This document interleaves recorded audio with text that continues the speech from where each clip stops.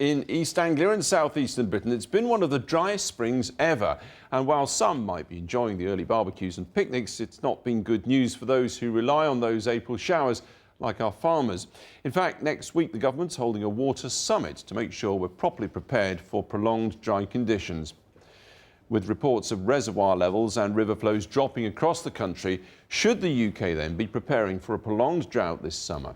It was the warmest April since proper records began in 1910, according to the Met Office, and those high temperatures were seen across the country.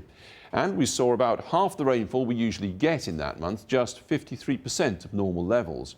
But as ever, there's a regional divide, and this Met Office map shows you how much rainfall across the UK was above or below the amount we would expect. So across the west of Scotland and the northwest of England, there was actually more rain than normal. But as we move eastwards and into central England, there's less rainfall. And into that brown area, East Anglia in the southeast, where rainfall was less than 20% of the average. And that conceals some really dry areas. Surrey received just 4.4% of its normal April showers and was the driest place in the country.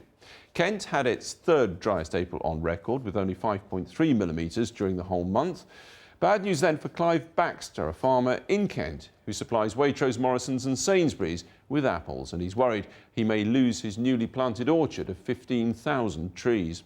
The ground is absolutely bone dry. There's not any moisture in here. And these trees that are alive, if we don't get any water on them, they're going to die anyway. They should look like the trees over here. The orchard next to here, which is a year older, that's what this orchard should look like now. That farm, of course, far from the only vulnerable one. For those who farm non-irrigated crops like wheat and barley and shallow-rooting crops like peas and linseed, the situation's becoming critical. More pressure then on food prices, which have already increased this year. But across the fields at Clockhouse Farm, which grows strawberries and raspberries, the dry weather has actually been welcomed. I would think we were producing next to nothing this time a year ago, and this week we will be producing about 15 tonnes, and next week we'll be up to about 60 tonnes. So it's a dramatic increase.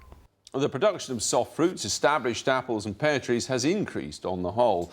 But the lack of rain is affecting our reservoirs. Just under half are at lower than normal levels for the time of year, according to the Environment Agency.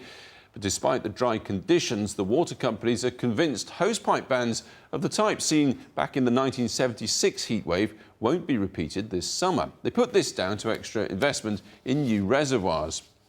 There is, though, more concern about the impact on our rivers. Flows are exceptionally low at the rivers Exe and Tamar in the southwest, at the Wye and other rivers in South Wales, and on the Medway in Kent.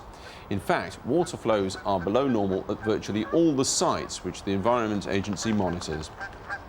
When the river levels are low, the environment is less tolerant to pollution and other pressures. One of the main impacts of low flow and hot and warm weather is that the oxygen levels in the river start to drop, and then fish start to come to the surface and can show signs of distress. And there's further bad news for farmers. Some have already been asked by the Environment Agency to stop using river water and to irrigate late in the day or even at night to limit evaporation.